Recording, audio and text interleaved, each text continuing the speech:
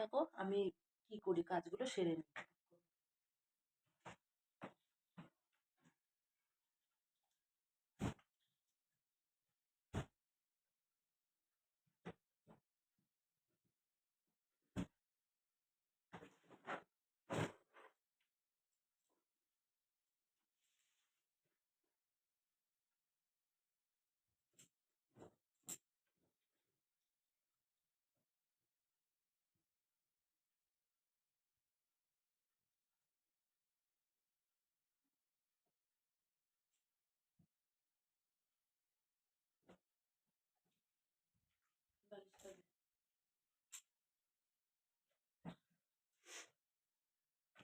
তো কর্তামশাই এখন ঘুম থেকে উঠলেন, এখন বাথরুমে গেছেন।